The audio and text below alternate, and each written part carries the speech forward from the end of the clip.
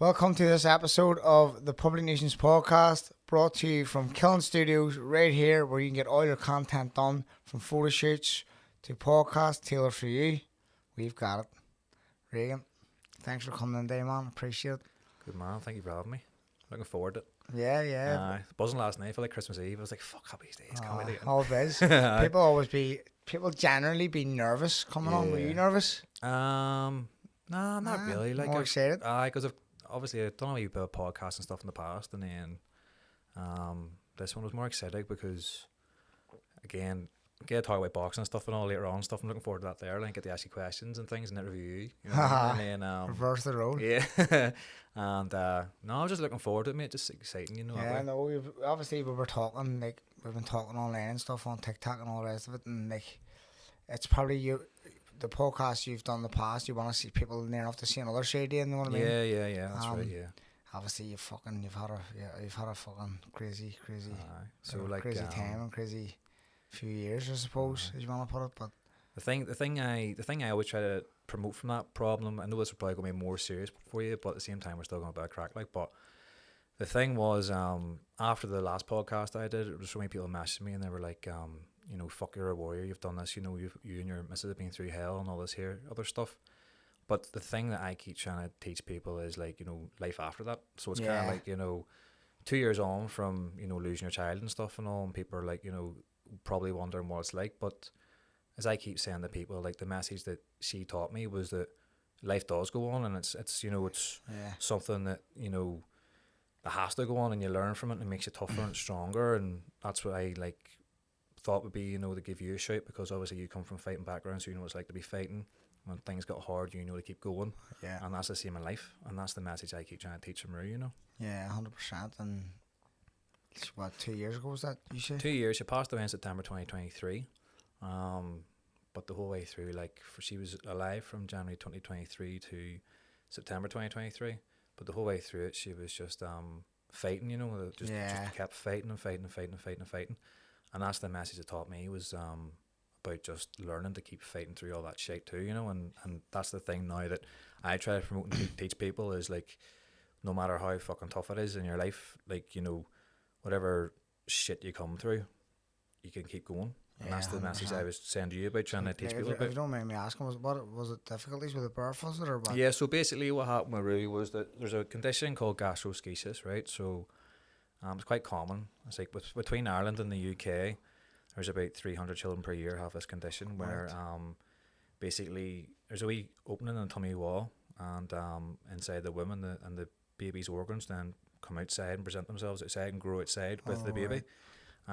Relatively normally what happens is they give birth to the child through cesarean, and then they put the organs back into the child and look after the child in ICU, and the child will then grow up and have a normal life.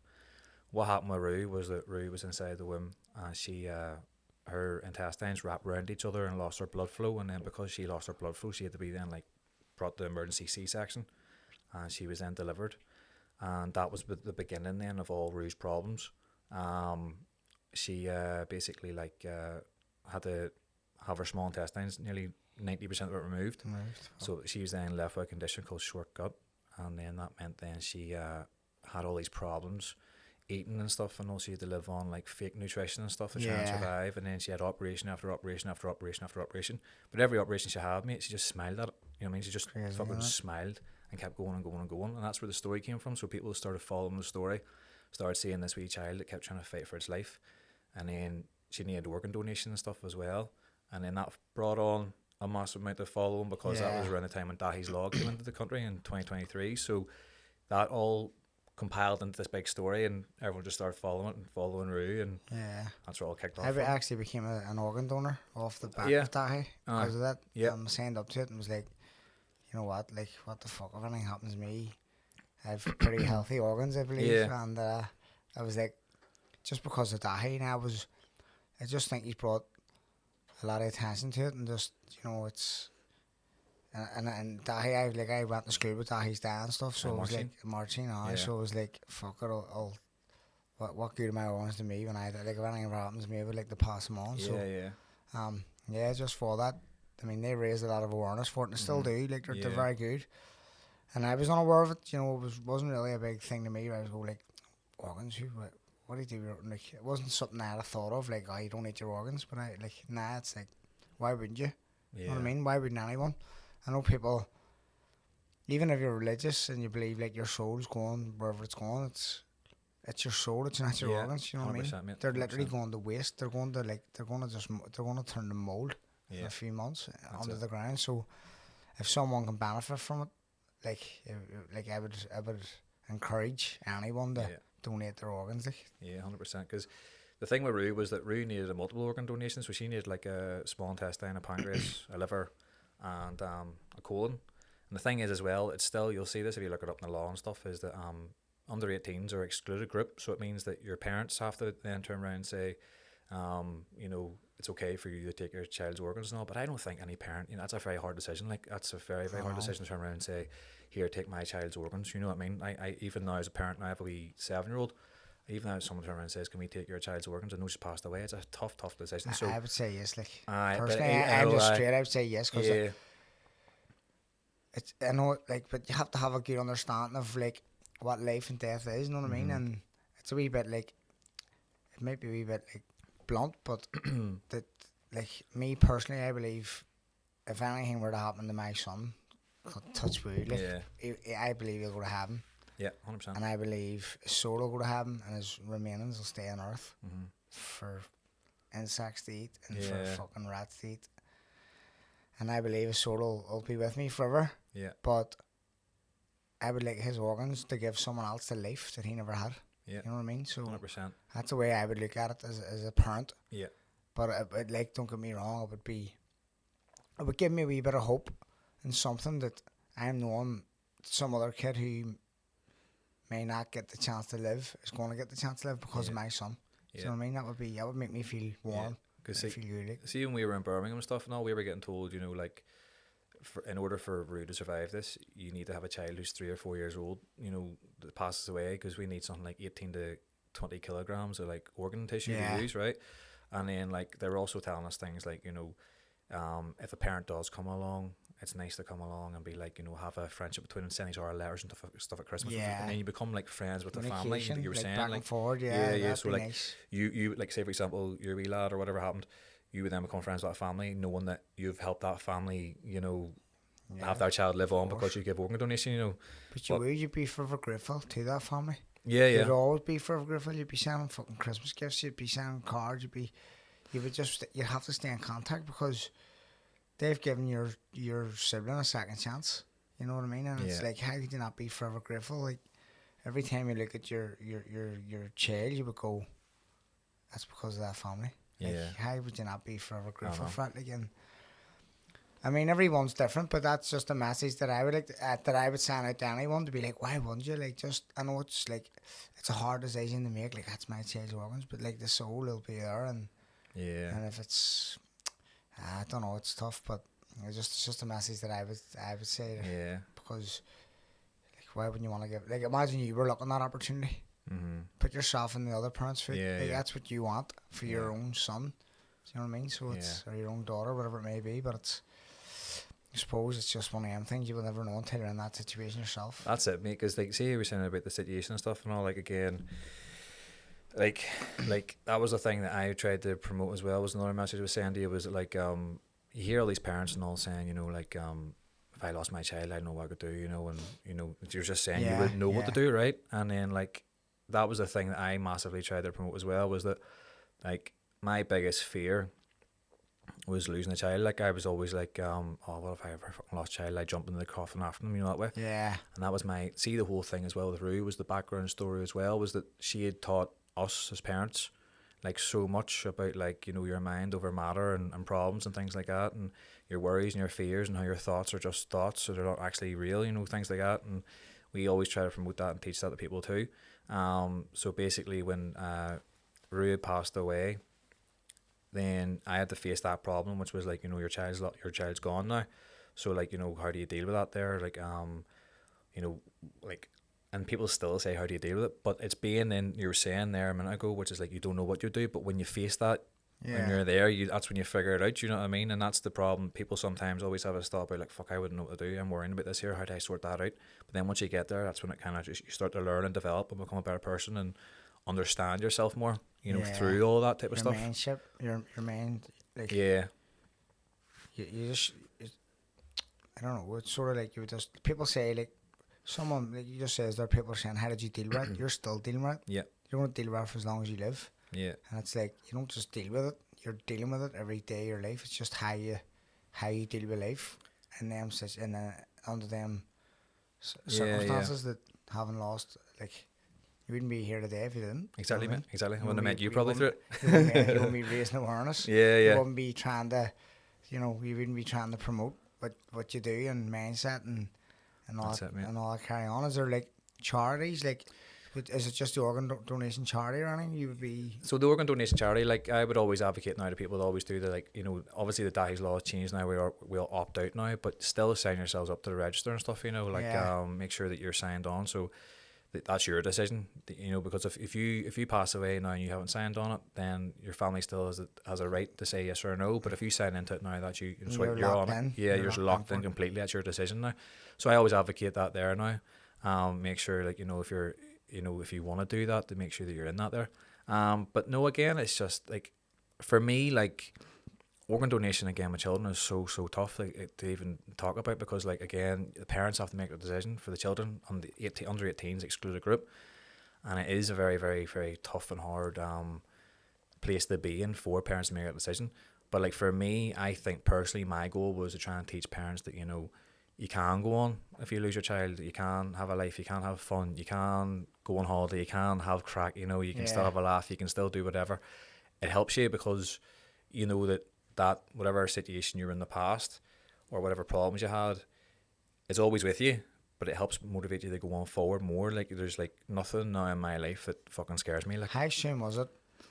So after you passed it, you started to develop that mindset, or was it like, did you go into a dark place where you like proper down for a while? Like, see when I was going through that whole situation, I came across this book. Do you ever hear your man called Ashley Kane? Yeah. Nah. So, like, when I was in Birmingham, I came across this book. It came out called Strong. And when I was reading that book, I felt like my life was, like, similar to his. Now, his child passed away from cancer, but everything, I was in the same hospital as him in Birmingham. I was just a ward above him. And I started reading that book and started reading his mindset. And it was that book that really helped me through that period. So, like, I kind of built that mindset during it, thinking, like, whatever happens here, I'll be okay. Like, I'll just be okay, no matter what happens. And then, like, it happened and all, and obviously you go through hell. Like, you can't just turn around and go through a hard time and be normal. Like, you can't. I remember the psychologist says to me in hospital, she says to me, we used to get this lady come into us, and she was like, there's nothing I can say or do to tell you what you're going to do. You'll just figure it out yourself. And I remember thinking to myself, fuck, there's the best bit of advice I've been given by a psychologist, because you got these psychologists that turn around and say, like, oh, you should be doing this, you should be doing that, don't be doing this, don't be doing that. She says to me, you're going to figure it out yourself. And I was like, fucking hell. So she was right. And, the child passed away or whatever else and went through hell. But it's through the hell then you kind of find yourself, you know that way, and you kind of start to realise who you are and what you can do and what you've been through. And see, now, nothing fucking scares me now, like, honestly, God, nothing fucking scares me. You've near enough faced fucking hell face on. So, like, as I say, the worst thing that can ever happen to you can also be the best thing that ever happened to you, just depending on how you look at it.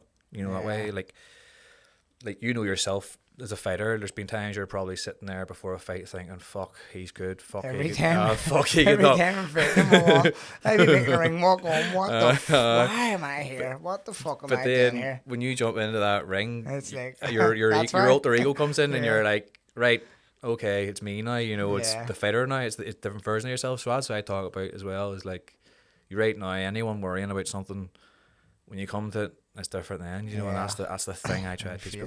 Face on, it's like, this is it. That's it, man. You'll always deal with it, you can always overcome stuff. Like, I have a really good mindset, very positive, and, like, I don't see, like, I see a solution in everything, no matter what, and I don't, like, I don't get upset for it, like, it's very hard to be upset for me, like, I just don't see anything that puts me in a bad mood, or, like, because I always go, like, relax. It's just like it's very, very hard to put me in a bad mood.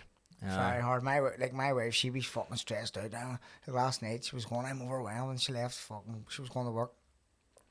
She's like, I can't do this, and I mean, just relax. Don't do it then. Yeah. Don't do it. Like, that's the fucking best solution I have for you. Don't do it. Well, see, you probably learned that attitude because of your boxing. You see, so you've always always probably been in this position where you're like, there's stress in the background, and you get there, you sort it out, you know, that way. Whereas I think that you learn that from sport, you know, like growing up and fighting and whatever it is. And people that don't do that, they're like, fuck, fucking shopping's not done, People be in the, like, see when I'm in a change room, like, say I've been in a busy change room before where there's like 3 or 4 fighters out and they're all fucking pacing, and I'm always just relaxed and joking and laughing. People come and go, you're on next, he gets stopped. I'm like, it's alright, I can't start the fight with me. Yeah. And they're like, hurry up, get your gloves on. I'm like, you just have to whip me. Exactly. But everyone else is panicking. It's my show. Just like, let's relax. Yeah. Like, if you want to start the show with me, go ahead. If you don't want me to fight, go ahead. Yeah. But just wait till I'm done, because I wasn't aware that he was going to knock him out. Yeah. So I don't need to be ready until I'm ready. I know what you mean. I always trying to stay calm in them situations. But I coached someone for the first time on a pro show in Waterford when Tyrone McKenna was fighting your man from Waterford, I forget his name. But I ended up fucking doing someone's corner. Shane McConnell trains me. Pete Taylor was away to America, so he couldn't do it. So I went there and helped out in the corner and did done the same thing on him. But Shane was like, and I was like, relax, lad. Yeah. And he was up the high road going, no, we need, because he's only had like 4 fights or something. And I was like, just relax. They're not going to start the show, Reggie. Yeah. And he was like, where's my gloves? And I was like, just relaxed. But they kept coming and going, we need to go. I was like, well, go on a minute. Just fuck me, relax, just settle down. And keeping it, but he says to me, he went in the one by a knockout, and he came out off, he's like, fuck me, you're so calm. He's from Waterford, he was like, you were so calm. And I was like, what are they going to do? They're not going to just say, right, you're not fighting no more. Do you think the more relaxed you are in the ring, the better fighter you are? 100%. Because you're not nervous, you're not fucking overthinking. You don't use any nervous energy. You just you do, like, when you have so much confidence in your ability and your training that you've done, when you replicate something so many times, it's just muscle memory. Yeah, you're just stuff just happen, and you've studied the style, you've studied your tactics, you know what you're doing. It just happens. Because your man, what you call him, George St. Pierre, says preparation builds confidence. Mm-hmm. You know, so preparation for fights builds confidence, and then confidence is what wins your fight. Confidence is key. When you it's like people say visualization. You visualize every day without even knowing you're doing it. It's not. I don't go into training going like, I need to visualize knocking him out. I need to visualize knocking him out. I don't visualize knocking anyone. I just visualize me boxing well. And just like, this is going to work. This is going to work. This is going to work. And I know what I'm doing is going to work against an opponent. And then the next fight, maybe something else is going to work. But I know it's going to work. Yeah. And then when I go in the ring, it works. And I knew when I fought my last fight in New York, it was like the odds were stacked against me. It was 7-1 the bookies, but I knew I was going to beat him. Yeah. I knew it. I just knew. I was like, I have 3 weeks notice here, and I pop anything. I know I'm going to win, and I was taxing my mates to back me, you know. I could feel it, but that was your man. Barbosa. Aye, Barbosa. Aye. So I just knew I was going to win. It's like one of them things. I was still training, not specifically for that opponent. So I can't say I had 3 weeks notice because I've always trained. Like even now I'm trained. If someone was to phone me and say, if my manager phoned me and says, Sean, you're fit in 3 weeks, let's go. Yeah. My weight's good. I'm always training. Yeah. I'll be able to fit in 3 weeks. And that's what happened with Barbosa. So I was fit, but like you have to adapt to start dropping the weight, and then you have to start tailoring your sparring around him. So you only get 2 weeks of sparring really for him. Yeah. But I just knew, I was like, everything I do is going to beat him. Sorry to interrupt this episode, but I got to tell you about my sponsor, That Praise Guy, doing millions of pounds in prizes every month. Big money to be won. Get yourself on their page. Check out the link. Get yourself into the draw. Not in, you can't win. It's funny enough, like I do a wee bit of training now, a bit of boxing now, like, so I went back. That was another thing I was going to say. Like, boxing's really helped me with everything that happened with my wee girl, because again, it's like you're fighting in your life every day, so now you're fighting in the ring now, and that's why I went back to boxing. I was saying earlier on, before I started the podcast, I did lots of MMA when I was younger. I trained with a lot of boys like Reece McKee, Norman Park, Colin Robinson, Connor Kirk does bare knuckle. It's big down there, isn't it? He's like, hold on. Imagine walking in the wee bar down there, no, giving someone a bit of shit. You wouldn't know who you're talking to. You fucking banged it. I know. So I trained a lot when I was younger, and then stopped for 7 years, and then obviously when everything happened, I came back to it. And see the way you were saying about the 3 weeks, like I had a fight, I had a cut up in there. Like, did you ever hear of hybrid boxing? Oh, no. Hybrid boxing. I done that there 3 weeks ago. But you were saying there, I had 3 weeks to get ready because my girlfriend had a heart operation, and then my coach rang me up and he was like, right, you said you wanted to fight in Liverpool, do you want to go? And I was sitting there and I was like, fuck my weight, I don't know what my weight's like, and then he goes, don't worry about the weight, do you want to go? And I says, fuck it, that'll do. Your mom was a fucking animal, like he was fucking Polish fella, bare knuckle fucking fighter, tall, big. Yeah. 4 ounce gloves to fucking cut me open. But like you were saying, I had 3 weeks to get ready, so I know exactly where you're coming from, saying you do get ready in 3 weeks and you got to tailor it around and change it. And I didn't have that time, but I just went in and done it and it was a bit of crack. So you always make the one end happy. You always be glad you've done it. I mean, 100%. Doing it, and you would be kicking yourself if you didn't do it. The opportunity came to someone else. They took it and commit to the other end of it. Successful. You'd be like, fuck, why didn't I do that? I know. I couldn't have it. I know. So it's just saying, like, it's having a better belief in yourself. People. Now, don't get me wrong, my coach and all sometimes says to me, nah, you're too weak, you're too good to be taking fights on 3 weeks' notice. I'm saying, no, but this is a world title eliminator. Yeah, exactly. He's like, I believe in you fully, but like, you need to be, like, I may have no promoter, and as if a world title eliminator, big money, had to take it. Yeah. And he knew I had to take it. He's like, I know, but like, it's disrespectful, because you're a lot better than just taking weeks, like, you're not a journeyman. Yeah. And I says, I know I'm not, but when I win this fight, that's me and right in the mix for world title. And he's like, right, I know. And then that was it. But it's just one of them things. You just have to have belief in yourself to do it. And when you do it, it's like, right. Everyone was saying to me, that's going to be the making of you, because there were so many big names that spoke out about it, like Terry Atlas, loads of big names speaking out, Shakur Stevenson going robbery, and all loads of people on Twitter. And I says to Pete Taylor, I was like, that's fucking brutal. I'm not going to get a fight now. I'm not going to get a fight again. And he was like, but yeah, I think you will. Like, you will. I will now. I've got one now. Because we're saying it live. I'm fighting here in Galway in 7 weeks. Fighting in Galway. But it's only a 6-rounder.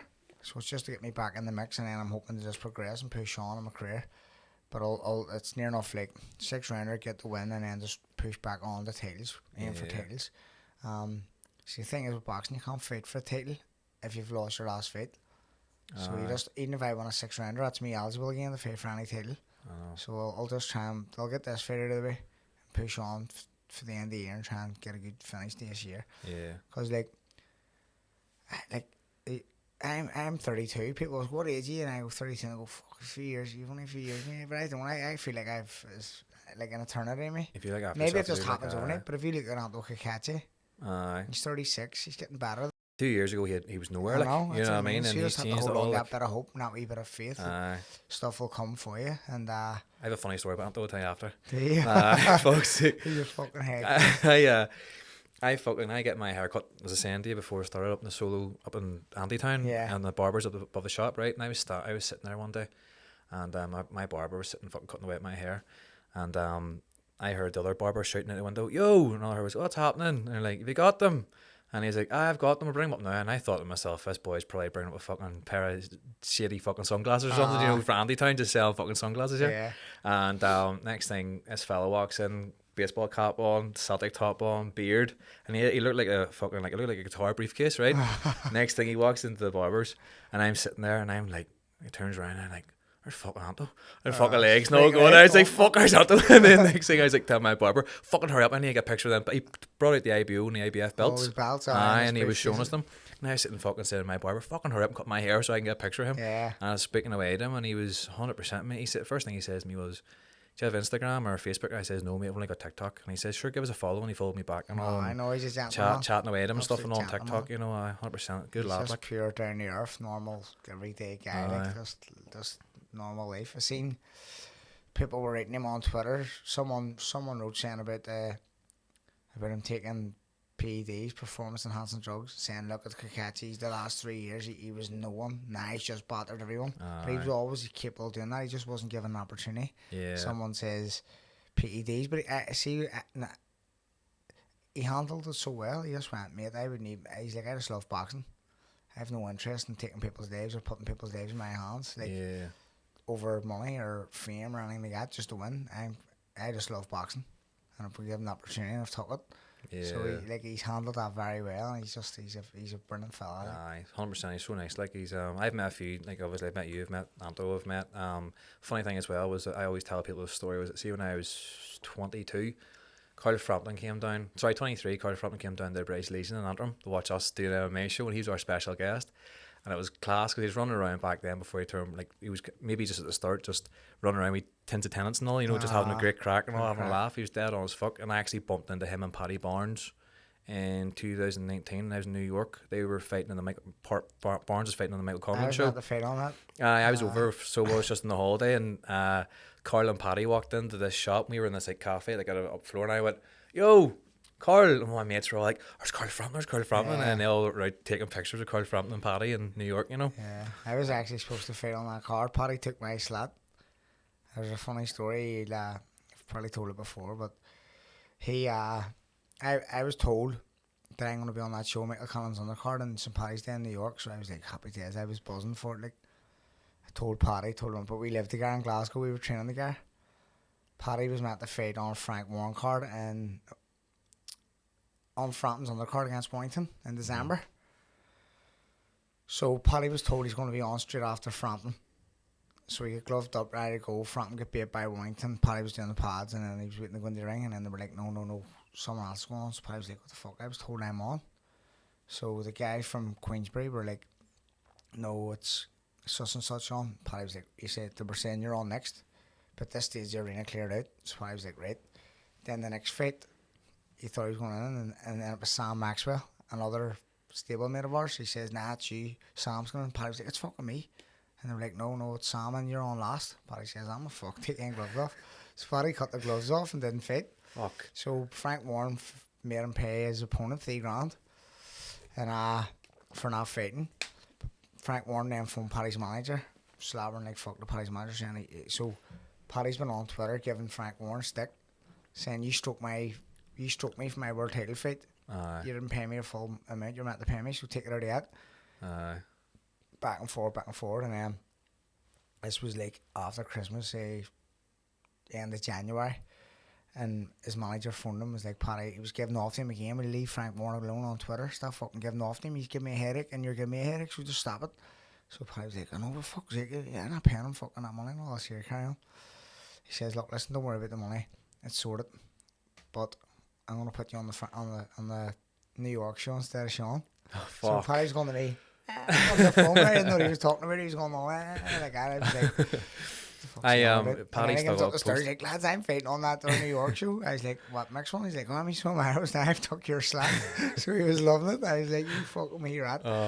And then after his fight, he got battered and it was blood everywhere, and I says, I was going to say, I was like, yeah, fucking, I got the last laugh. He wrote a post up or something on Facebook, and I wrote to him saying, here, mate, I was talking to you and Carl, do you remember in the cafe before the fight? And he wrote back saying, I wish I stayed in that fucking cafe because he got battered. He often puts a photo up. See, like, St. Paddy's Day every year, he always puts a photo up, and he's like, happy St. Paddy's Day, and he's just covered in blood. It's a fucking mess. Like, his face is smashed to bits. It's like when Conor Burns does that Halloween thing, like, see, Eugene's going out the fucking I couldn't get a lift. The Caffrey's right me. Fuck, I was watching the short with him this morning, or TikTok and that other one, and he was saying about like block a PSNI on Snapchat and on TikTok and on WhatsApp. He says block a PSNI on everything.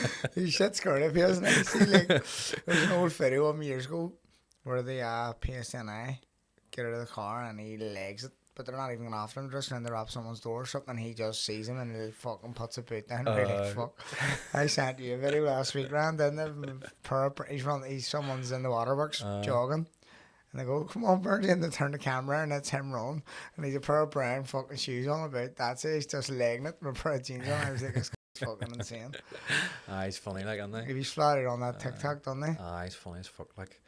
But I was going to say today as well, like, see, we're talking about boxing and stuff and all. What's your opinion then on like the whole like semi-pro thing coming up in a minute, like semi-pro white collar stuff? I don't mind it. Like, if there's money in it, do it. Like, if people want to fight, they can fight whatever level they're at. I don't really begrudge anyone fighting and training. If they train and they fight, go for it. Do you ever think like, sometimes there might be like mismatches and it might be dangerous things like that. There, you get sometimes it gets a bad rep that way, you know. It does. Like obviously, like I don't know. It's like if they do a facial, well, there's a facial weigh-ins and a facial records. Boxing's dangerous. Normal boxing's dangerous. Like there's people getting killed. Yeah. You know what I mean? And like it's like professional boxing is a fucking is the biggest joke of them all, I think, because it's not even fucking like anyone can turn pro. Yeah. And obviously there's a medical required where you have to pay a lot of money to get like your medicals done. Like I think it's £700 or something. I have to pay it this week. Heartbroken. And then you have to pay for your medical, or you have to pay for your license. But you have to be now. Obviously, I was granted a license easily because I had a good pedigree of boxing when I was an amateur. But I still feel like if you have just a couple of amateur fights, they'll still give you a license. Do you know what I mean? It's easy done. It's just they just make money off it. You just pay for license, get your medicals. If they're all clear and your MRI is clear and everything's good to go, you can jump in the ring. Like there's pros out there with fucking 40 fights and 40 losses. Yeah, journeyman. And they're just getting battered around the ring for money. So like, there should be a criteria before you're eligible to turn pro. It's like if you want to play professional football, you have to play at a certain level. Yeah. Do you know what I mean? I believe there should be some form of, but again, it's a business. That's when it comes in. That's where business comes into. And that's why amateur boxing's harder than professional boxing. Yeah, because you go through amateurs and you go through your proper criteria and things like that. If you're an elite fighter, you're fighting an elite fighter, and that's it. Bottom line, you go to elite championships, you're fighting elite fighters and only elite fighters. Yeah, it's not you can't enter the novices and beat a novice up. Do you know what I mean? So they've got a better structure than what the professionals do because professionals business. You would get like sometimes, for example, like a professional fighter would like go away and come back and have an easy fight for a warm up, and then go and fucking. I'm doing it now. I'm gonna fight for a 6th rounder and beat some up, some pure bastard to up. get your ring rust off and then see go me back. Down and bollocks knock them. Throwing the towel. Fucking screw that. 3 tons. Fuck this. Oh fuck aye. Some cunt that's just fucking turned pro and he's had like 100 fucking fights in Thailand or something. Gotta be going this. It's a fucking killing machine. But no, it's like it is. I just professional boxing's just. It's for me. It's I love boxing, but I hate the game. Know what I mean? I hate the game. Like the politics of it. The politics. The politics of it. The fucking the business side of it. The money side of it. People taking drugs and they're still allowed to fight. People like if you're caught taking PEDs, you should be banned. Canelo, horse meat. I was eating horse meat. Eggs tainted. Do you know what I mean? It's all balls. Like that's how you know it's a business because they're still allowed to fight. Conor Ben's still allowed to go and make fucking 60 million or 50 million to fight Eubank after being caught with drugs in the system. Banned for 2 years, comes back and fights. Already get bit. So what? Yeah. Still fucking like he's trying to cheat. He's trying to fucking hurt people. Yeah. And if you're not good enough to win with your own ability, don't box. Go and fucking compete in something else. Yeah. You know what I mean? Like there's Manny Pacquiao, right? He's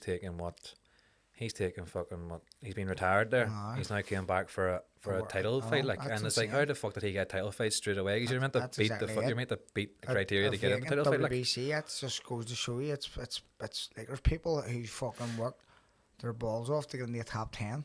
Their whole life, sacrificed so much. Pacquiao's been there, done it. He's been retired. He's not even ranked no more. Yeah. And he goes straight in, face the world title fight. Yeah. That just goes to show you, it's like fucking, it's just becoming a fucking shit show, to be honest. Yeah. And I don't really agree with it. It's like, one of them things. Like, that's why, if that's what you want to achieve out of boxing, I had Sean Casey on here the other day, and he's a big, massive social media following, and I would encourage kids now. That's the way it's going to go. It's the bigger following you have, the more pull you're going to have and getting opportunities, and that's what's going to happen. It's like them fucking YouTubers that just big massive followings, the ticket sales, fucking pay-per-views, and then 100%. They turn pro and they're fucking shit. You know, Jake Paul, WBC says if he beats Mike Tyson's 60 nearly. That was off. If he beats Mike Tyson, we're going to put him in the top 50 in WBC rankings. He's fucking useless. I was all fucking. I think I was still set up. Like you can see Mike Tyson pulling punches and all. Like he threw about 4 punches and he was racked after pulling them. Like it's fucking mad, like crap. But you know yourself. Like is it obviously from fighting and stuff and all. And this is why I went back too. Was that like it's like. It's so good for you as a person because you're so strict and you're so disciplined. You know your own personal life, and then you know what I love about fighting for me in regards to the whole situation with Rue was that like you know all she did was fucking fight. Like I swear, like all she did was she just like every time she had a fucking problem, she just fucking smiled. Like she went in for this operation. One of the operations was like was called a DIPS procedure, and she made history with the NHS because she was the first child under the age of 1 to complete this surgery. And she went in and she'd done it, and she came back out and she was in ICU and stuff, and like she was all swollen up and whatever it was and all the tubes and all, and then just coma. And it's the first thing she done, she just woke up, she smiled.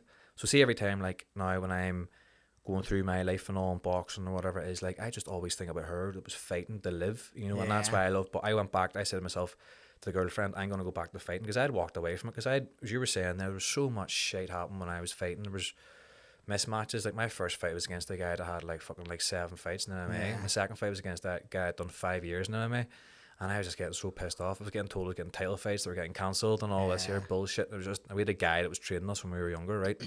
He made this big fucking bullshit story that he was this fucking Muay Thai champion and all this here shit, right?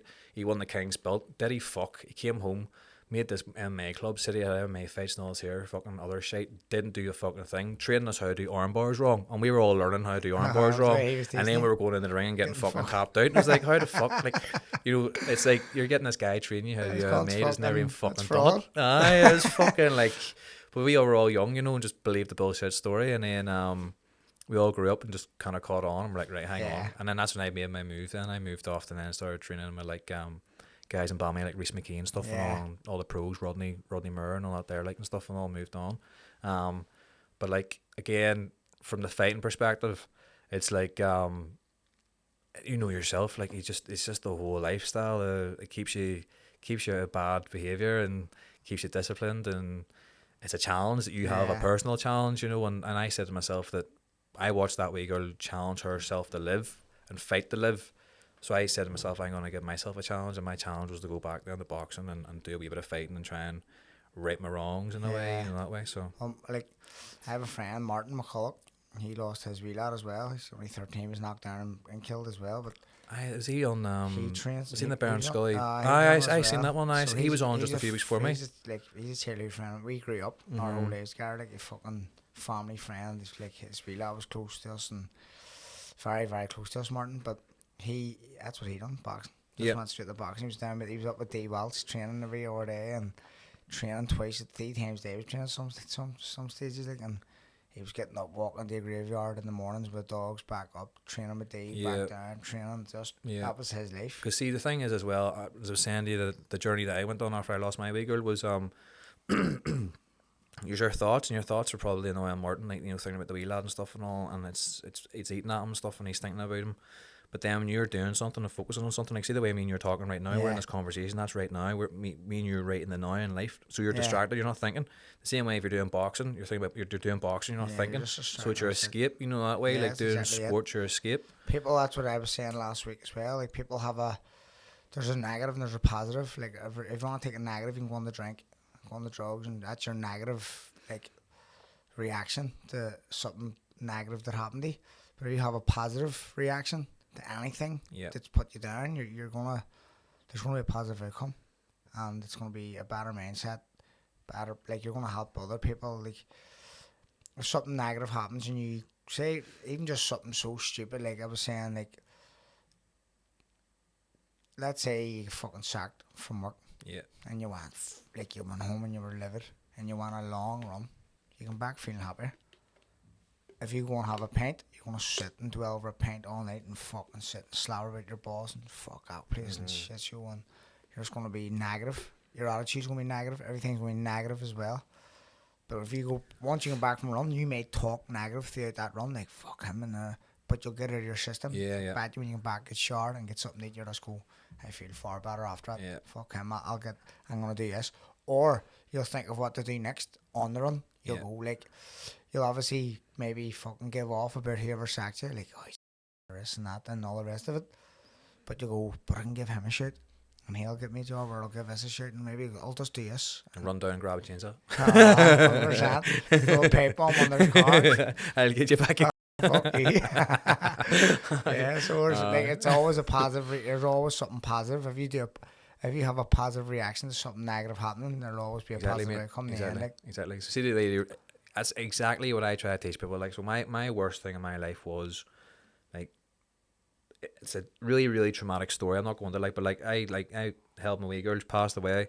But the best thing for me now is that I'll never, ever in my life ever face anything as bad as that. Like, do you know, that's the thing that I always try. The way you're saying negative and positive, there's always an equal balance. It's just how you look at it. Yeah, and that's the mindset. That's the way. Like I was saying about Marty McCulloch, he went into a dark place for a long time. He was depressed. He was fucking on the drink, and he was taking drugs, and he told, like, fuck me. There was a few times we had to go down and check on him, and he was just fucking in a bad place. And then he discovered over time he had a long road to try and get himself into where he is now. Yep.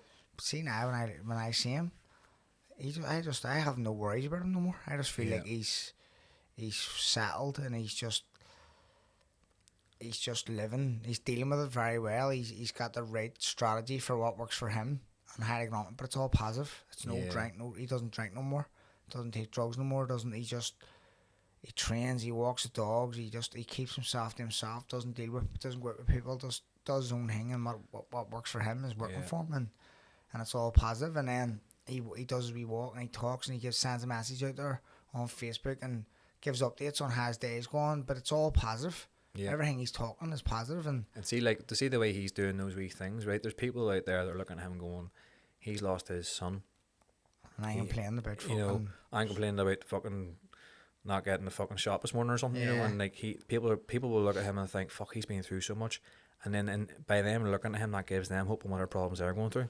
You know, that way, like, it helps him going out and doing those wee talks and stuff are helping people to feel better about themselves and whatever shit they're going through, which is a good thing too for them. Yeah, of course. Like, everyone has a purpose. You need to have a purpose, I believe. What's the point? Like, people go, like, if you lose someone, you may feel like you've no purpose. Like, you're a parent. My purpose in life was to be a parent. Yes, fucking for you to be a parent. But now I've got a new purpose, helping other people. Like, being positive, showing people that, and if, like, your daughter would not want to see you any other way than the way you are right now. Yeah. Do you know what I mean? Yeah. Like, I know she's only a baby, but she would be livid if it was anything else other than what you're doing now, helping other people. You know what I mean? Yeah. And you wouldn't know, like, that's probably why she's lying, like, smiling, like, going, like, he's going to go off and he's going to live a good life, and I'm happy for it. Like, you wouldn't know what way the world works, you know what I mean? And I would hold on to a wee bit of belief like that. If it was me in that situation, I would go, like, she knows. Oh yeah, 100%. You know like, and the thing I always do as well, like you were saying about, like, you believe if your wee one passed away and went to heaven and stuff and all. Like, I believe that Rue's in heaven, like, and God and stuff and all. Like, I would always, like, pray to Rue and always say, like, like, hope you're having a good time and all, and of course, you're doing well and things like that there. And see as well, see, when I'm really struggling, I'll always say to her, now ask her for strength. I'll always say, give me your strength that you have. Like, I'm gonna go and fucking spar this big fucking 140 kilo boy here in my club. Give me your strength. That way. That's what I think before I get into the ring. Or like, fucking just when shit's going on, just pray to your lost ones. That way, like, and your God faith, and stuff. Like, when you have our faith, you have like, to be with you. They're, even if it doesn't matter what anyone else says, you need to just believe it and feel it. See, if you believe it and feel it, fuck what everyone else says. It's just like, you know what you want, and it's good for your mindset, it's good for you, and that's what you believe in, that's what you hold your faith in. Yeah. And it's brilliant. Like, it keeps you positive, and like, nowadays people have too much to fucking say online, or it's see now because of so many social media platforms and so many fake accounts, people can just say and do what they want. But the main thing is, if you feel within yourself what you want to feel, middle finger up there. See, that's why I don't have social media, because, like, I've got TikTok and Snapchat and stuff and all, but I don't use Facebook or Instagram because, like, it fucking fries my head. See people talking pure shit and all, and people, like, see when you get a fight coming up and someone writes a comment, right, and they're like, that's an easy win for such and such, and then next thing you fucking see them in the street and they're like, I know, you do. I don't engage, to be honest with you. Like, see now on comments and stuff, I don't even engage with people because it's just, people just take everything so, like, literal. People think, like, I was talking about aliens in here the other day. I was talking shit about aliens, and there's people fucking going, this cunt, there's been punching those times that I'm not saying there's aliens, I'm just saying some conspiracy theorists said it. Yeah. And I was looking to see what. Is that the one about under the water and all? I was going to see what their reaction was. Do you know what I mean? And people are like, yes, fucked in the head and all. Like, people can't believe it. That's what you're talking about. I know. But it's only a topic. It's not. It doesn't mean to say, oh, it's fucking, that's true. I'm telling you now. So you got barred from Apple Green all now, didn't you? I don't go back there anymore. There's no reason to go and do it anymore. They moved all the protein bars. Fuck. Fuck's sake, so there's Sean coming moving down the back. Maybe I'm the front of the hill, right beside the hill, so we can see him. Oh, fuck. I can't believe it when you said about the boy commenting saying, or tagging PS now. I was sitting thinking, fucking black PS now, Connor Burns. I know, exactly. People pay to get you. I'm like, fucking touts. Like, but that's all I'm like, they need to, like, TikTok need to maybe verify accounts by, like, ID or something so that you can't make fake accounts, because so much online bullying, like cyberbullying now. Kids in school, fucking at their show, did you watch it? But it's based in Liverpool, and the kid,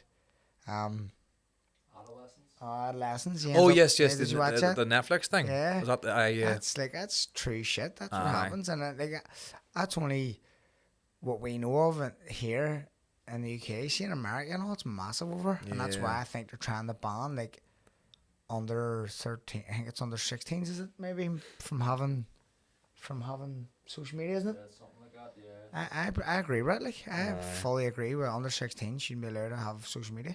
My wee lad won't be getting social media, like, till he's at least 16. It's dodgy as fuck. Like, I have another wee girl who's 7. You see, even Roblox is fucking dangerous as fuck. Like, see, when you're, I had this fella message my wee girl one time, and he was like, said there, do you want a hug? And I says, Cassie, fucking do not accept anyone you don't know on Roblox. Fucking delete that there now. Message what that. Is Roblox? Roblox is the wee game that all the wee kids play on their phones. Oh, yeah. But see, fucking perverts or whatever it is can just get on it and just, they can just pretend to be a wee character running around and message kids and all. It's fucking nightmare. No way. See, I don't know what you're dealing with these days. Like, it's fucked it's up. Like, madness, I'd be on the edge, and I would get me up the high door, like, I'd be on the verge looking blood. The fucking fella master, and he just says, do you want a hug? I was like, Cassie, fucking get him blocked the fuck now, you know what I mean? Like, see, you don't know, like we're saying social media, and that's just a wee game. And okay, access, like, people have access to talk to these kids. Yeah. Crazy shit, like. I know. It's a scary world we live in now. But see, like, see, even fucking WhatsApp causes wars. Like, see, our group chat and our lads, like, we all just fucking slower, like, fucked each other in our, like, training thing. It's just, like, just causes war. Like, you know, and that's the thing, is, like, group chats just cause fucking mayhem too, like, you know, WhatsApp and all. But like, messages going on group chats, like, it's like, just people forward, like, drama, no, like, something's happened, and then it becomes like Chinese whispers. Oh, did you hear about such and such? And it just gets added around all group chats. Are always like, if something happens in Belfast, people just forward it on. Oh, aye. And it just goes in this group chat, and then that group chat, and then this group chat, and it just becomes all fucking chaos. It's mad, like.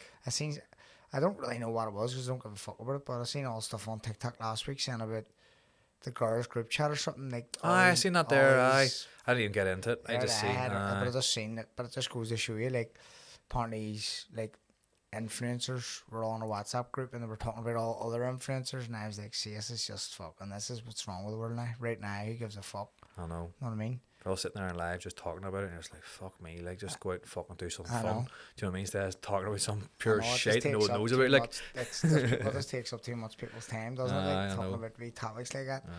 It's just drama, and it's so accessible now for people to just go, how did you hear about such and such? Half the time it isn't even true, fuck's sake. People fucking creating rumours all over the place. I know, it's fucking mental, like.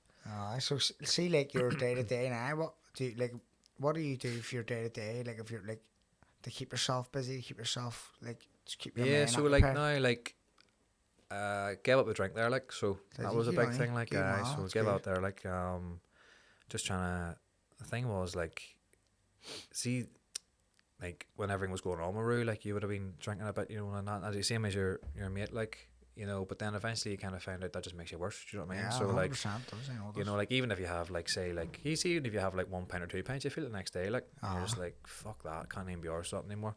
But like no, I like fuck, I'm flat out. Like I wake up, go to work, come home, go to boxing, and then have a wee girl I was saying to you, see her 3-4 nights a week, and just spend as much time with her. And then now I've got another one on the way. So so looking forward. Cheers, man. Thank you. So that's another thing I was trying to say was that like even though we've lost a wee child, you can still go on and have more kids. Like you know, and your kids that you're gonna have next are always gonna have like a big sister in heaven or whatever it is, like you know. And there's not this whole doom and gloom about like, you know, oh, I've had this child, I can't have any more. You need to keep going on with life. Like that's the main goal as well. I try and set myself is just you have to keep going. You have to keep living life. But like again, just going back to boxing now, I mean, it's just I try to get down as much training as I can. Haven't been there in a while. Got that cut, so I couldn't spar for 4 weeks. So I'm kind of getting back into sparring now. Like so, looking forward to his Saturday here. Like, but see, when there's another thing as well. Like, see when you're like sparring and stuff and all you were saying about like your mindset. Like it's good as well about how you're believing that you're gonna just go 100%. You know, or you're just gonna do good. You're not gonna think about knocking them out. You're just you're just thinking about doing well in it. I just know what I'm going to do. Like I've done it. I've done it from I was 8 years of age. I've done it against. I've seen every state I've ever like any state you can imagine. That's boxed against. That I've been in the ring with so many different states, different countries, different everything you name it. I've done it. That's class. And I just know now, and my own like my boxing IQ and my boxing ability is just like I know like I don't believe you need to be the most physical. I just believe you need like the most physical puncher, the biggest puncher. You just need to be switched on, create like 100% focus and a good IQ on what you're doing. And do it right. And it's like I have full belief in my boxing IQ and what I do, and like I have no doubt in my mind like I'll win a world title. You know I just like I know how good I am, and all I need is one opportunity. I got an opportunity and I fucking got Rob's thinking, but and you 2 or 3 weeks notice, do you know what I mean? Like I'll you've got proper 12-week I'll comp. go like again, and it doesn't matter even if I get another 3 weeks notice. So like you can't just keep fucking robbing people so clearly, like, and because it was such a big kick up after it, I do think it'll come again, and when it does, it'll be sweeter. It'll be like near enough. It's meant to have. That's meant to have happened. Do you know what I mean? Yeah. That's another thing with the mindset. Like I have. People always told me, how the fuck do you still do it? Like after that, like it's disheartening. It's disheartening, but it's not where it's obviously not where it's meant to be. It's like what's for you won't pass you. No other chance. Yeah. And I just think what's for me will be, and that's where I'm at right now. And you just got that belief to keep, you know, just keep believing. Just keep going. Yeah, and that's the thing as well. If I thought I wasn't good enough, I would have stopped a long time ago. Yeah. Do you know what I mean? That's the main thing, is just belief, mate. It's just always believing, like, no matter what. Like, you've got a fight coming up, or you believe you're going to get that opportunity, or believe you're going to get this, or you believe you're going to overcome that problem. That's what it's all about. It's just the way you think. I know, that's exactly it. It's all, like, your man, like, Ryan Curtis was in here. I can't believe he's going to walk again after being told he'll never walk again. He believed it. He says, I'll be on my feet, and I think the doctors were probably going, it's nuts. Yeah. He was mad enough to believe his own, and he's walking again. Yeah. He's on his feet. He's up mad. Remember, like, when McGregor used to always talk about The Secret? Yeah. You know, and then I read that book as well years ago when I was like 16. I remember a story of your man that was, as part of that there story, he was in the hospital, he was in an airplane crash, and he was told he'd never be able to walk again. And he you know, they used a blink chart, do the blinker thing. He blinked out on the chart saying, I will walk out of here in 1 year's time. And he says that when he was lying in bed, he just started thinking, wiggle your toes, wiggle your toes, wiggle your toes, wiggle your toes. And he kept doing it, and then next thing he was lifting his hand. And by the end of the year, he walked out. But that was all through the power of his mind. You know, like you see him with his Ryan was saying, like, they said he wasn't going to walk again, but now look at him. I know. Just believed he would. Now he's completely walking. Yeah. He's up and at it. I read The Secret when I lived in Glasgow. There was loads of like free time over like a long time. We trained twice a day, and all day in between we done fuck all, just chilled out. So I used to read loads over all different books, but I read The Secret. And like 2018, 19, I used to read like wee notes there. Yeah, that was the wee goals that I wanted. I just wanted it, just wee goals that I wanted in life. Like I wanted to have my own house, and when I finished the book, I used to visualise more boxing stuff because I was in Glasgow, I was there to train, so I trained every day, and I was like always visualising being able to become the world champion, and trying to visualise like when I was on the treadmill or doing treadmill sessions, like heavy sessions where I was fucked, just visualising that like win the world title belt or but there was other goals I wrote down, but never always visualised them. But I ended up going back to Glasgow. Well, we were leaving Glasgow. I left my coach in 2021 maybe, and joined Pete Taylor. Put all my stuff from Glasgow. So I went back at the time in 2018 when I was writing all this. I was single. Like, I was just single. I was doing my own thing. I was over living. I was happy enough. But like, I always wanted to have kids. No one was like, oh, well, I want to have kids. But at that time in my life, I didn't want to have a bird or anything. I just wanted to have kids. And then I went back and lifted all my stuff, and I found the book. And a wee diary I had. I was reading through it, and in the book it says, this was like 2020 or 21 or late 2021, was near 2022. And I looked at the book and I was like, one wee goal wrote down, it was like, become world champion, buy my own house, I want to have a child, all this here stuff.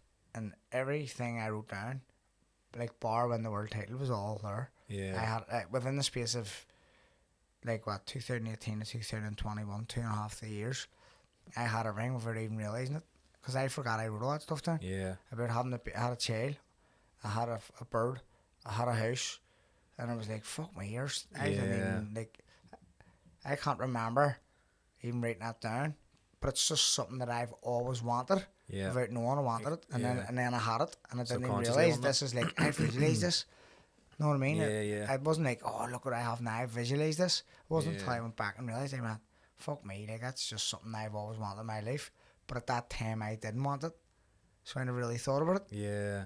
But it's because I've always wanted as a kid. It's came now. Yeah. Know what I mean? No, it's like a subconscious wanting of it. Like, consciously, you're like, right now you're sitting there thinking like, you don't want it, but then you're not thinking about it. But then, like, subconsciously you're sitting thinking, that's what I want. That's what I want. And and that's what they say. Like, I remember when I was reading about that book, they used to say all these other things was when you're going to bed at night, you're lying in bed, just think about, what you want or be thankful of things and all. And like, say you've got a goal, think about your goal when you're going to bed, and that helps subconsciously go into your mind to help you become, like, to go for that there, like to get to where you want to get to, And I was reading about all that stuff as well, and that was a whole big journey I went on recently again when everything happened with Rue, was again reading those types of books and understanding. Like, I think for me personally as well, the best thing I learned was your thoughts and your actions. So like, you've an anxious thought, but it's not really gonna happen. Like 80% of your worries don't happen, and learning about understanding that, and like knowing that every action has a reaction. Every thought has a reaction. So when you're reacting to that thought, you have the power to think about what's going to happen in that way. And that was a whole big journey I learned too. People visualize going to win the praise guy. No, like, I'm win the praise guy. I'm visualizing it. It doesn't work like that. You're only out there to draw half an hour ago, and it's on the night. You can't. There's not enough hours in this fucking day for you to visualize.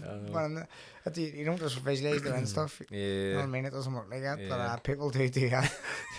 Like, in our gym, there's people coming in going, like, the praise guy, it's $1 million this Sunday, visualising it, I know I'm going to win. I keep paying me your fucking heads, like, you're winning fuck all. I can tell you now, you're winning jack shit. Come Monday morning, you're still going to be skint. Fuck's sake.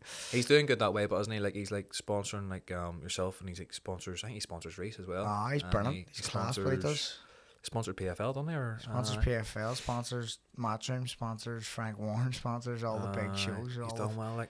And there's a charity event this week, next Saturday, against the Premier League legends. We're all playing on. It's Tea With Me, Shane Todd's podcast. Very good. Him and his guests are playing against the Premier League legends, like Yap Stam and fucking all these Two foot tackles. Fuck me, all them. So that'll be a bit of crack, and that's for Tanvi, like for a charity event, and a mental health charity, and he's sponsoring that as well, Paul. So he's doing great work. It's fucking, it's, you know what I mean, he's going to give him back in the area, because realistically, when you think about it, it's the area that supports him, because they're essentially, what they're doing is ban tickets. It's all people from like working class areas ban his tickets to try and win, like maybe to better their lives financially.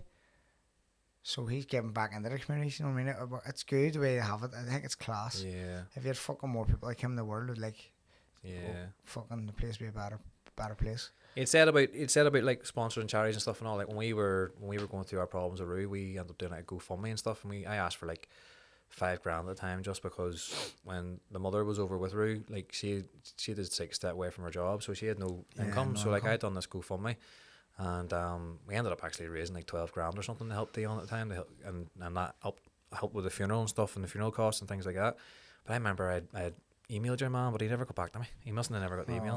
But I'm pretty sure if he got it, he probably would have helped out. Like, you know that way. Like, I know he's genuine. Like he is. He's very genuine. He's very helpful. Like, but I think like people take liberties. Do you know what I mean? People be texting him going like, "Can you give me 50 quid for electric?"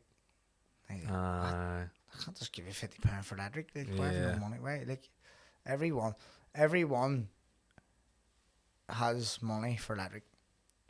Like essentials, we get, like, even if you don't work and you have a fucking, you don't pay for your house, you still get funds. You still get fucking government funds. Yeah. So surely I can cover your electric and your food.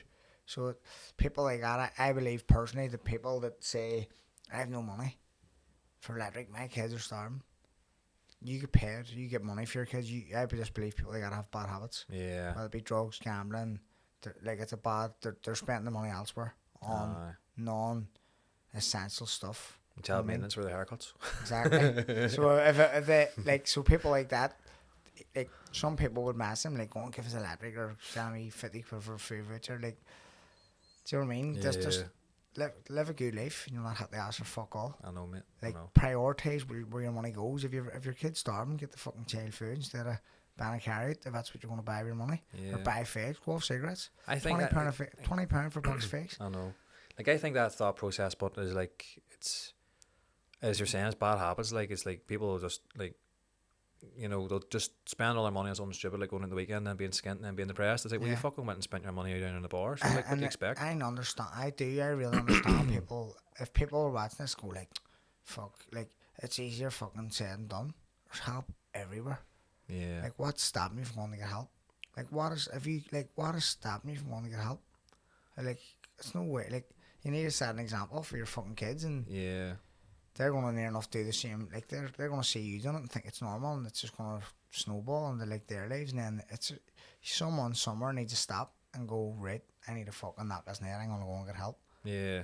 Because I'm only getting X amount every week, and I'm spending it and drinking figs, and my kids fucking struggling, and I have to borrow money off my man. I have to borrow money.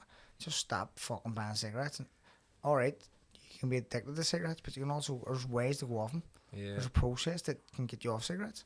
It's fucking £20 for 20 figs. I know, and again, just like I were talking about in the past, there was that it's just like all your thoughts. It's just the way you act. It's just the way your thought comes in. Oh fuck, I got a packet of fags here, and then you act on it, or else you can just say, nah, I'm alright, I don't want that. You know, and it's just again, is how you think.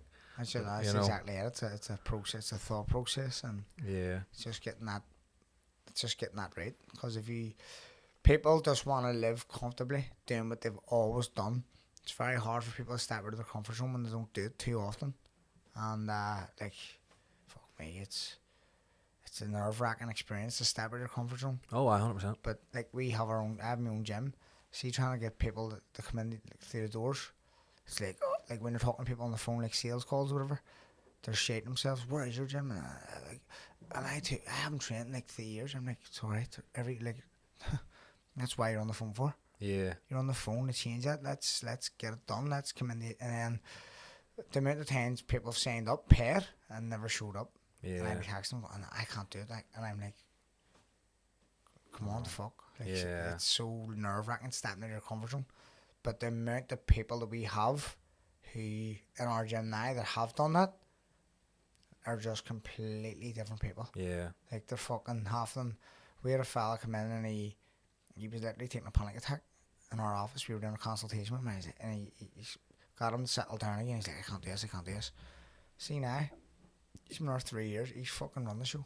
Yeah. When he first came in, he was like overweight. He was like never trained before in his life, and he was just a rack of nerves. Fucking never seen anything like it. See now, fuck, he's run the place. I know. See, at his class, like, as again, as I said, he's met something head on. He's met his fear head on, and then he's went, fuck, all right, okay, and he's grew past it. You know what I mean? Yeah. Again, like I was saying, it's like your thoughts are just fucking eating at you and scaring you, but then when you just fucking face them, like, they're not even that scary. They're not that big of a problem. Like, people go, I'd love to join your gym.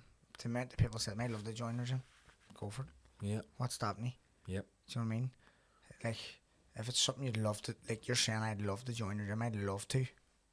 Imagine loving it. That's like me saying, I'd love to go on holiday. I'd just go on holiday. Yeah. If you have the money, go and do it. You have 2 limbs, you've 2 legs, you've 2 arms, you've a functioning brain, you can walk, you can go to the gym. Because there's people that don't have any of it, they would fucking give an arm leg to go to the gym. Yeah. Do you know what I mean? Yeah. So when you have, like, as I say, I actually read something this morning, like, there's people who have, like, if you're in a position to move, mobile, you're able to, like, you have mobility to move, you can function fully, and you don't train or you don't exercise.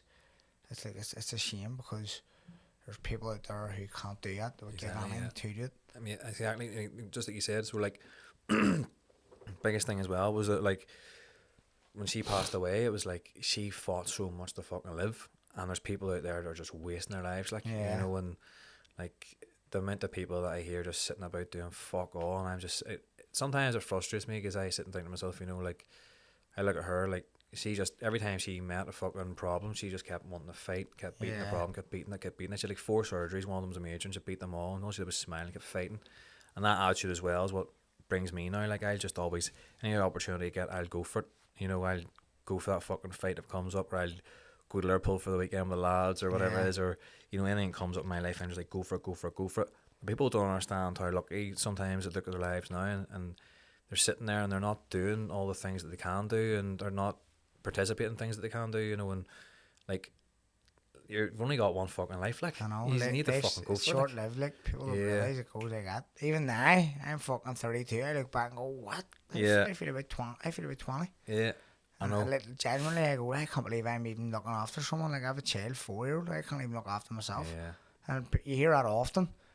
That's because life's just getting away from me. Like, it's life's like, you're growing and you're getting older, and you're like, fuck me, my next major birthday I'll be 40. I remember going to my dad's 40th, and I feel like it wasn't that long ago.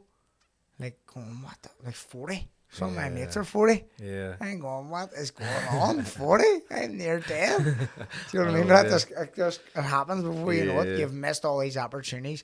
I've missed loads of, like, I've sacrificed holidays. I paid for mate's stag here on June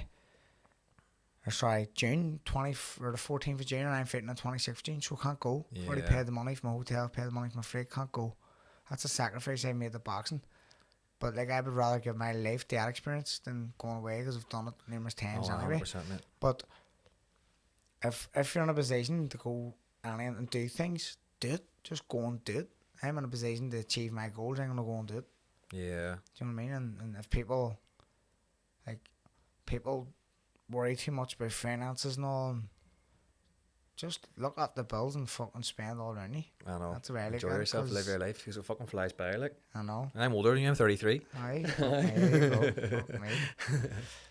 Fuck's sakes, flying by, I'm 34 here in June, like. And life will only be getting started again, because you'll be a wee newborn coming soon and doing it all over again. I'm dreading Sleepless nights. Dreading it, loving it, exciting. But my mate even turned around to me, like, he's actually a coach of our gym, and he turns around and he says, fuck me, imagine having kids at your age and all, like, and I said, like, fuck up, you. I want to have more, I want to have 2 more. Yeah. I'm 32, so by the time I have more kids, I'll be at least 33, like, since 33 in August there.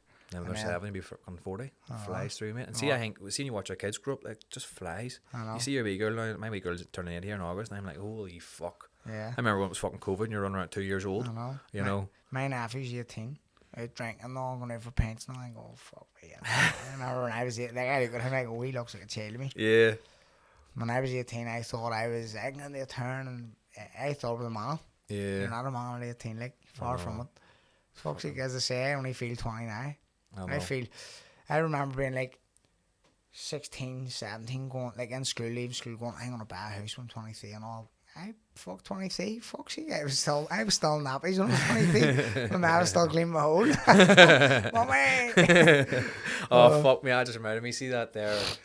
Fuck, see that episode you done that short with your man Bartlett with the fucking shite. Oh my god, mate. I watched that 3 times back to back, and I was crying like fuck. And see what I found. We were in tears the whole way through. I couldn't even speak. We couldn't Yeah. even speak. I just kept laughing the whole through that episode. But you know the way you get like comedians that like you can just kind of feel they're making it up, you know, that way, like, but you could tell he was fucking being serious. He was crying. He was saying his mouths were killed. But see, I fucking see the way he was talking about Padre Pio, and someone, or I think it was someone said patron saint of shite or whatever it was. I fucking my granny, right? She was proper devoted Catholic. Like, I mean, like rosary beads every day, and she used to always pray to Padre Pio, you know, and she used to fucking always pray to him, and she was like lying in bed one night and she said she had this vision one time of Padre Pio at the end of her bed, right?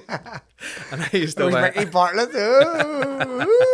I used to always wind her up, right, and say, "Oh, you Paddy's trying to get in the bed, you know," and just wind her up like fuck. And I used to, you know, he used to wear the brown gloves and all. I used to always say, "Where's those gloves so he doesn't get caught?" And all, and wind her up like fuck. And then see when that icebreaker. See when that's not fucking Padre Pio. That's an icebreaker. And then see when he came on like Padre Pio and he was talking with the fucking shite and all. Fucking hell, I was in stitches. Like I actually fucking shared that this morning, so I did. I shared it into my my training group chat and all, and they were all laughing like fuck. He's a funny man, like. Yeah. Funny. He'd be probably one of my more favourite ones that are around the country, like he's funny as fuck. I actually haven't seen him live yet. I don't think. Nah, I haven't. I need to go on. I'll need to get tickets for one of his wee live shows. I've seen Shane Todd and like Willie Thompson. That was all on the. They were like, you know, front undercard, you would say, as a boxer. But I mean, they were the support acts for the main. Shane was the main man. Andrew Ryan as well was very funny. I used to actually talk to Andrew Ryan quite a lot, so I did. I used to do a door. I've done a door. Actually, I've meant to say to you, I've done the door and Ollie's one night. I put Paddy Barnes out. Did he? I was fucking put me here as well. Probably 3 times. I've been on the Ollie's 3 times. And probably 3 times. Paddy back. This is years ago, but 2018, Paddy came in. He was absolutely blocked, and we just started our shifts. We put him out, but he knew the fucking head doorman, Ray. Ray was a professional boxer as well. I think he was a heavyweight actually. And he let Paddy back in, and then next thing, fucking Paddy got put back out straight away. And he goes, "Oh, Paddy, I gave you a chance." Paddy's funky. But who else was I saying there? Like Andrew Ryan used to do the Tuesday nights at the Empire. He used to do comedy nights, and he's talked away to me and stuff and all. And he gave me a bit of advice as well, which was pretty interesting. Was that he said that he used to work, I think, in like as a bank or something, and he was talking to me, and he says you can do anything before the age of 35. He says you can do absolutely anything before the age of 35, and then he changed his whole life and started doing comedy. And then he was one of your guests on this as well. Yep. He's flying out there now. He's brilliant. He's a good lad. His best mate, I think, actually was. Do you ever watch Young Offenders? Oh yeah. Do you remember your guy that had the mask? Yeah. That's his best mate. The actor. That's right. Yeah. Cork man. Yeah. But he I agree with him. Like you can I'm trying to get my bird to like do something else of her life. She works in TV production, but it's mad hours. It's mad like pressure job. Mm-hmm. She sings as well, and I'm just trying to. I'm saying like you. She was like, but if I went to uni and done this my whole life, well, I was like, if you're not happy doing it, you just feel like under pressure, like with everything. You're singing. I mean, pick one of them, but like you can do whatever you want if you just put enough effort and time into something that you believe you'll be good at. Like people have obviously spoke to Andrew Ryan and says you could be a comedian, you're funny in person. Know what I mean? People have said it to me, but I wouldn't do it because I wouldn't even dare do it because my language, like there's a language bar between normal people in Belfast and anyone else outside of Belfast. My accent's just far too strong to do anything like that. Mm-hmm. So I say stuff too fast when I get excited. Yeah. And then people are like, what? That's what I mean. So, but Andrew Ryan, people have obviously said his name, even if he's working on a bank. I don't know what he was doing before, but he's probably been working on a bank. And people went, you should do comedy, you're a funny bastard. Because he is funny naturally. Because I remember he says to me that he done his, he had like 6 months trying to get out for this 5-minute skit. You know, you do like a 5-minute thing. Yeah. And he says he fucking failed. He says he failed miserably at it. Yeah. And then he was like, fuck, I'm not doing it again. But then he just didn't give up. And now look at him. Yeah, you know, 100%. And again, like, remember Michael Jordan says, you know, like he fucking done that shot 100 times and he failed and he failed and he failed and he failed and he failed, but then he just eventually just switched. And that's the same in life. Like again, it's just like you just don't give up. Like see my girlfriend there, she owns her own business now. She's a hairdresser RV Studio, look it up. And she Barnet cut. she was working in this hairdressers for a while, and she loved her job, but she just hated the place, you know. And she just hairdressers are bitches. They all fucking bitch like fuck. They all fuck. No, like, you know. You're sit with coffee sometimes. Start backstabbing. And then she was like, I fucking hate this place. I want to get my own place. And I says, right, let's do it. She's boom straight away opened up her own business. Just loving it now. Like she's named it after the wee girl as well. So it's RV Studio, means Rue Violet Studio. Oh, right. So she named it after she's doing well. Like? Aye, so. Because I at one stage I thought to myself about doing them competition pages, you know, and I was going to call RV competitions, and then she fucking stole my RV Studios, you wee bitch. She stabbed them first, got it sorted. Yeah.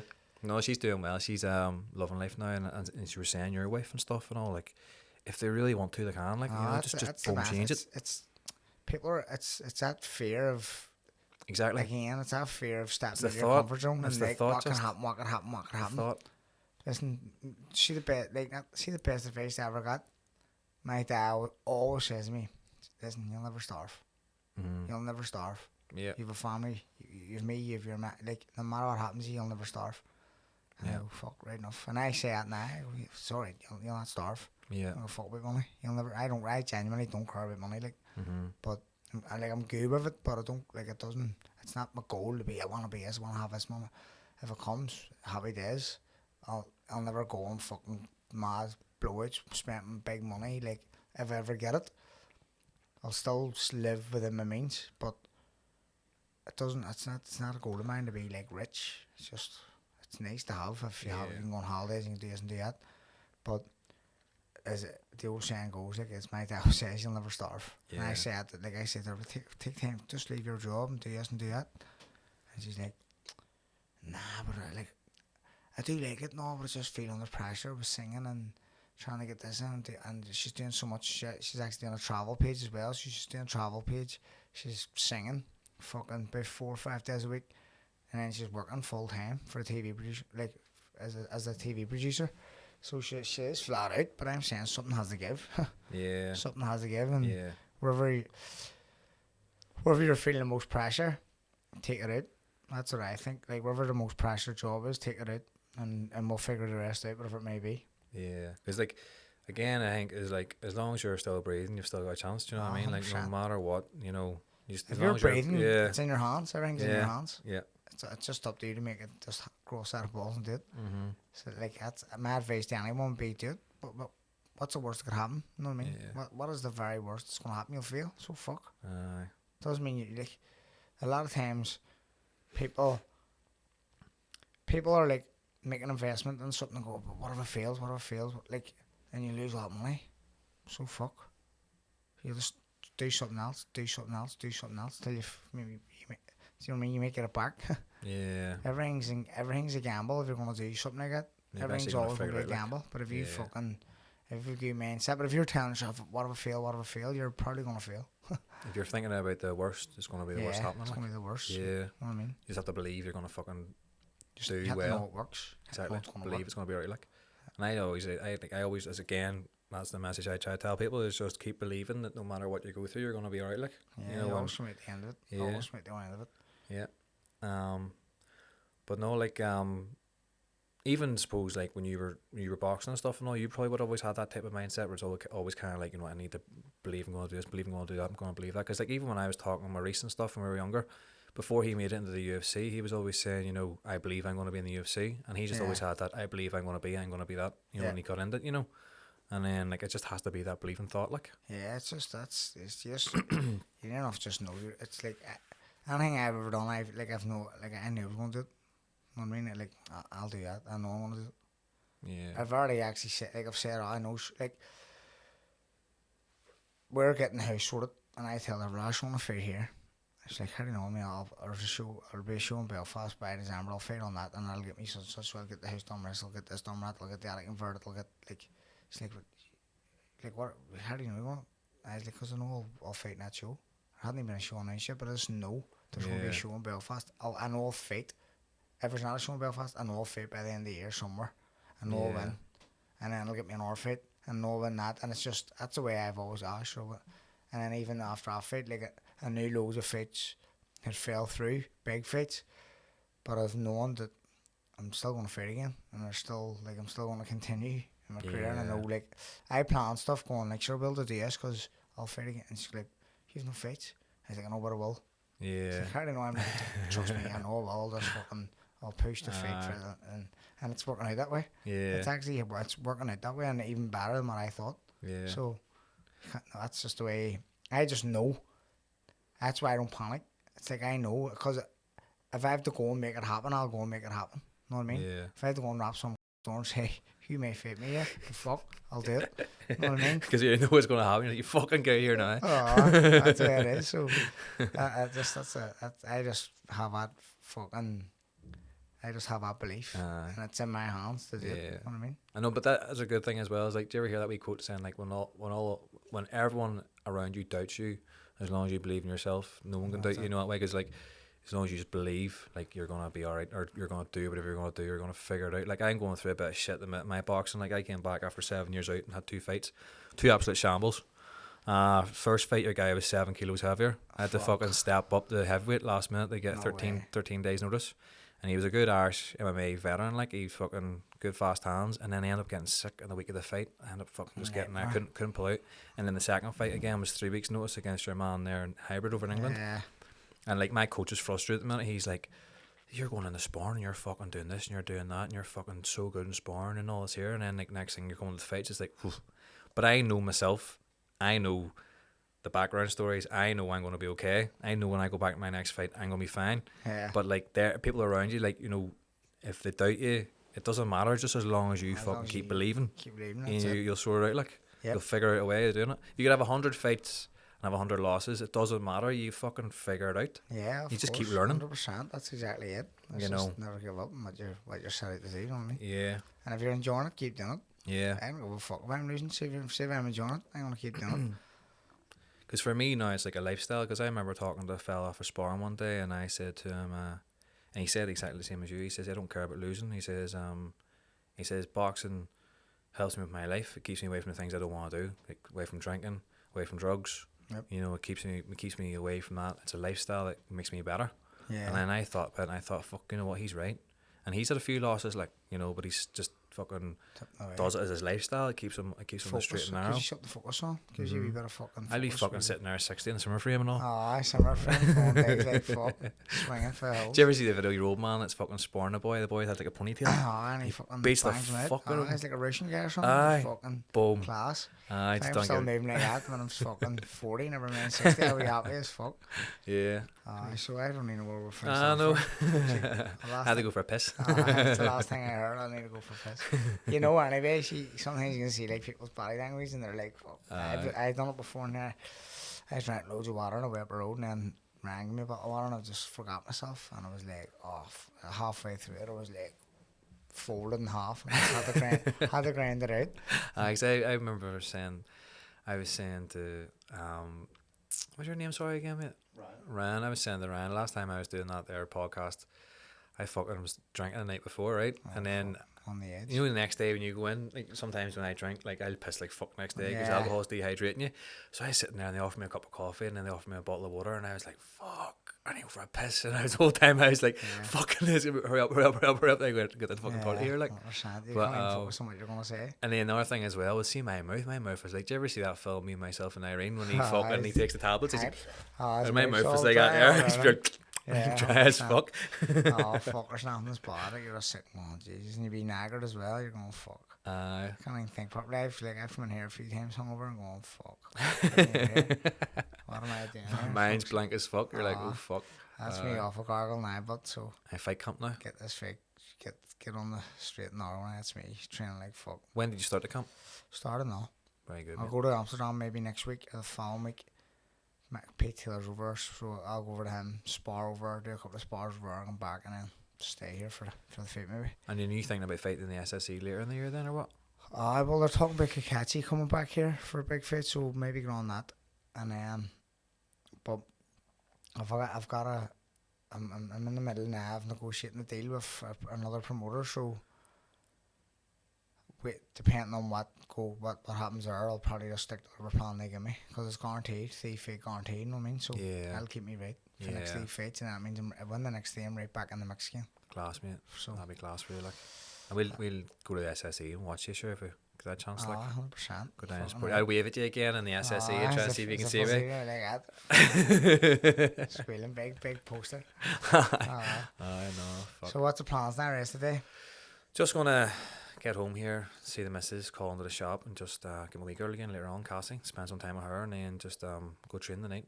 And tell the lads I was slamming about it on the podcast and say, I fucking dickheads. Is there any before we leave? Is it just, I know you've sent out plenty of positive messages, but is there anything you would like to just finish off with, like anything you would like to tell people, or just people that are struggling maybe, because obviously you've got a really good mindset, and you deal with, like, the way you deal with what's happened to you is phenomenal, and it's like even for people like me, it's like inspiring, you know what I mean? Because it's I couldn't even think of something like that beyond my wildest dreams happening to me, and I know like a lot of people would say the same day, but I love how you've dealt with it and how you do deal with it on a day-to-day basis and your outlook in life.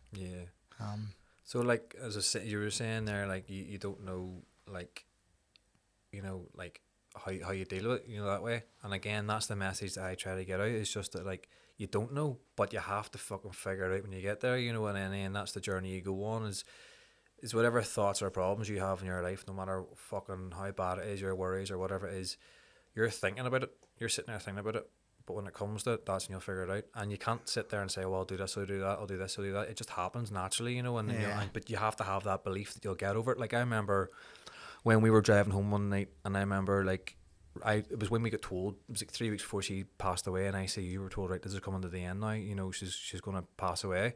And I remember thinking to myself, right, I've always been like, what am I going to do when I get here? But I have the belief now that when I get here, I'm going to be okay. And that's the thing that everyone needs to understand, is that no matter fucking how bad it is, or whatever situation you're going through, you're losing your job, you've lost your mum, you've lost your dad, whatever it is, you've lost your child, your fucking tax man's getting you, whatever it is you're going through, you just have to believe you're going to be okay. If you have to go spend 7 years in jail, you're fucking going to be okay. Like, it's just, no matter what, just keep believing. And that's my mindset that I try to teach people. Good man. Well, listen, Julian, appreciate you coming in, lad. Thanks for having me on. Man.